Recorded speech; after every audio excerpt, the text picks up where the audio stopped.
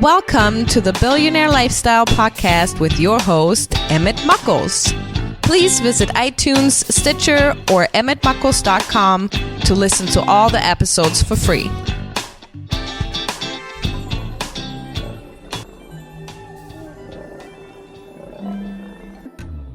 Hey, ladies and gentlemen, welcome to the Billionaire Lifestyle Podcast. I am Emmett Muckles, and you can find the podcast on iTunes, Stitcher, TuneIn Radio, and most of all, you can go to emmettmuckles.com to find all of the episodes for free, where you can listen to them at your leisure.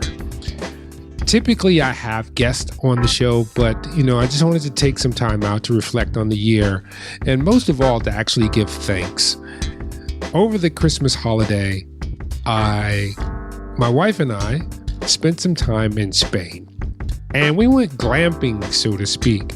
We were literally in a camper with two other people, which were my in-laws, and in that moment, it hit me so dramatically. We are in a state of comfort that recorded history has not dictated, especially here in America. Here's one of the biggest things that got me. We are just working in this country for things that really don't have a lot of value. We're working for stuff. And it blew my mind because I was literally in a camper. I had a bag of clothes for a couple of days, and I had a phone, which I could only get sporadic internet, and an iPad. And I had three other people around me, and I was content. We didn't do a whole lot. I mean, we basically communed for a week. We visited some sites in Spain, but the biggest takeaway was community. I had another couple that was adjacent to us and another camper. And, we had the best times. We sat around, we played board games, we played dominoes, we played cards, we talked junk, we drank beer, we ate food, and we basically lived like communities used to live before we had access to so much. This brings me to these topics because I have these topics that come to my mind, and I've learned to keep my phone near me with this notepad open, and I jot down these little notes. And one of the items that came to being was this simple statement: we are all born slaves with the ability to be free. I'll say it again. We are all born slaves with the ability to be free. Now, what hit me with that is I realized that as soon as we are born, the programming begins. No matter where you are, there is a program that you are destined to run because the program was either indoctrinated by your parents, it was indoctrinated by your culture, or it's forced upon all of that at the time of your birth or sometime right after your birth. But we're not just free to discover exactly who it is that we are. I understand that we have to learn how to communicate, and we have to learn how to take care of ourselves. But, it seems like our parents and our society looks at us and they push upon us these things that sometimes we don't need. I think about history because, when I was in Spain, I was looking at all these historical references and these historical things that were these historical monuments. And one of the things that hit me was that, Spain was conquered by the Moors for a few hundred years, and then they kicked the Moors out. And the Moors were of African descent or Middle Eastern descent, somewhere from Africa, but they were not European. And hence why you get some of the physical traits that you see in Spain versus some other cultures. Spain, the physical features tend to be a little bit darker than some of the other European countries. And that's because of the influence of the Moors that came over in intermingled with the people of Spain, and they were eventually kicked out. And then we went to Dark Ages and all that stuff. I think I have that right. But I realized something that, our cultures force feed us with what they think is the right thing. I'm not saying it's good or bad. I just started to think about it. I'm like, we're slaves to something on this planet all the time. It's really difficult for you to be freely yourself. And maybe that's part of it because we are spiritual beings having a physical experience. We are the most free when we're in our spiritual form. And that we come here to learn what it's like to be confined and try to get back to the freedom that we exist in outside of the body. Because, they say energy is neither created nor destroyed. It just simply changes from one form to the other. And if you think in those terms, then we actually are eternal beings because we will just transform to another form or something that we cannot understand in this plane right now. I was also thinking about just how I grew up, from the fact of me, I was having this moment of gratitude in the fact that I remember being a young boy on the east side of Detroit, and it was a predominantly black area. And when I say black, because now that I look back, I see that there were other influences, but if you were of a certain skin tone, you were just considered black or African American or whatever. And there were a certain set of rules. There were a certain set of doctrine. There's a way of thinking, especially about the outside world. Like if you did something that was not native to your neighborhood, that wasn't a great thing. Like it was almost like it was bad. And once you start to travel, particularly outside the United States, if you are from the United States or if you travel from somewhere else to the United States, you start to see these universal themes that basically people want the same thing. They want to be accepted, they want to be loved, and they want to do the things that they love. They want to find their passion and be able to live out that passion, and that passion changes over time, just like human beings change over time. Like every 7 years, we go into a new phase. They say if you grab a newborn child from the age of 0 to 7, that is the formidable programming years for who they are going to become for the rest of their lives. The first 7 years makes up all of their being or who their being is going to formulate into.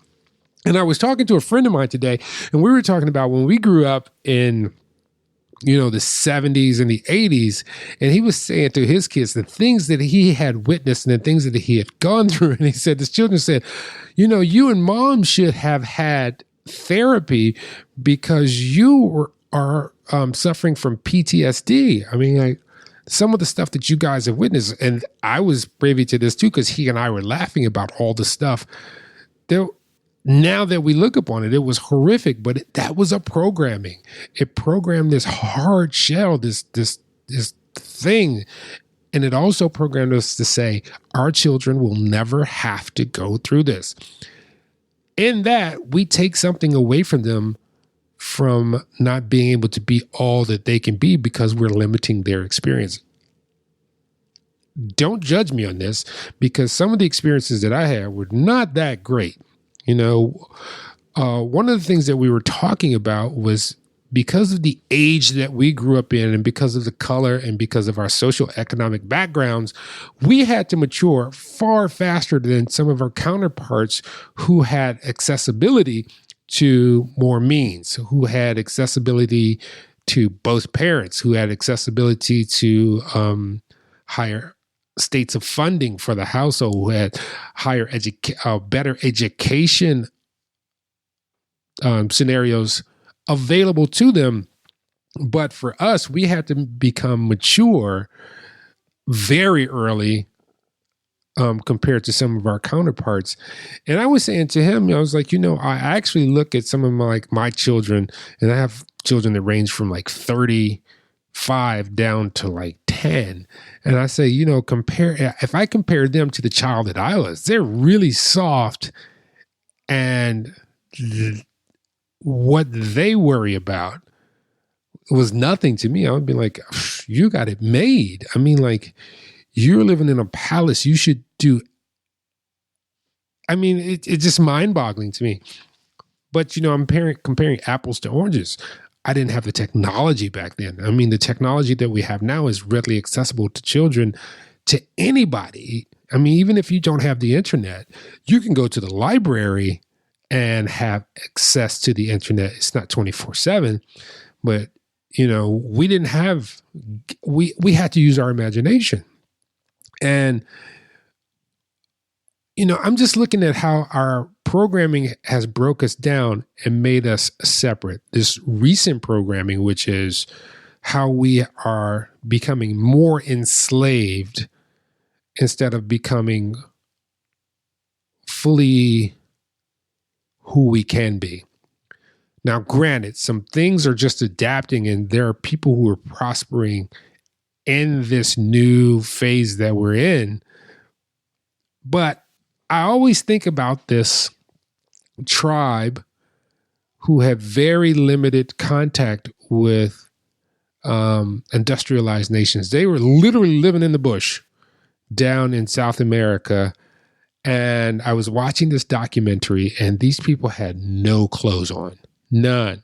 Well, let me take that back. The women had headdresses on, and the men had these little things that wrapped around their penis to protect them when they were out in the woods from any damage. But basically, they were nude, completely nude, and their whole village just walked around and functioned nude. And I realized something. That's a part of we've been programmed through this propaganda to like only think of ourselves as sexual beings, even when we look at the clothes. Like, I'm looking at all the things that are happening with Me Too, LGBTQ, all these judgments that we've placed upon people. And I realized something when these people, they were almost in the utopia. They were in the Garden of Eden. They had the food that they needed. They had the community that they needed. They had the purpose that they needed. And they had the love that was required, and the food and the water. And you would think they would be malnourished. No, it was really eye-opening because these people were very physically functional because they had to be to survive. They were not skin and bones. They were very muscular. The women were kind of thick even as far as, or how, I can't think of a better word, but these people did not look unhealthy or unhappy. As a matter of fact, they looked like they were living in kind of a utopia. They had their family, they had their friends, they had the food they needed, they had the shelter they needed, and they did not have this one thing that we have, which is money. They literally didn't use money. Everybody worked for the greater good of the community. It was that simple. We all worked together to get our stuff done so that we all survive. And part of our particular programming that enslaves us the most is chasing the dollar. Because I started to realize also that we are enslaving ourselves and chasing the dollar because you never have enough. There's always something that is taking it away from you, so you never quite have enough. And I had a conversation with a friend, and I said, I was talking with my wife, and we were talking about money, and I was like, you really never have enough here. She was like, what if you had $1 million? I was like, okay, let's say you have $1 million. And well, for me, it would go a long way because I would probably just pay off my house and sell it. And then I would just become a mobile nomad and live at the minimum and just be healthy and experience life. But most people, what are they going to do? They're going to either pay off their house and then go buy a bigger house. So the average house in most major metropolitan cities are running $200,000 to $600,000, right? If you win $1 million, they're going to tax you at the 45% rate. So now you really only have like $500,000.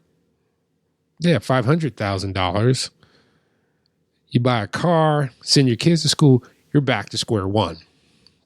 You see, this is so bizarre. And not 40 years ago, 30 years ago, $1 million, you might have thought you had enough to last you for your lifetime, literally to live straight out for your lifetime. So it's this programming, and it all starts with our capitalistic system.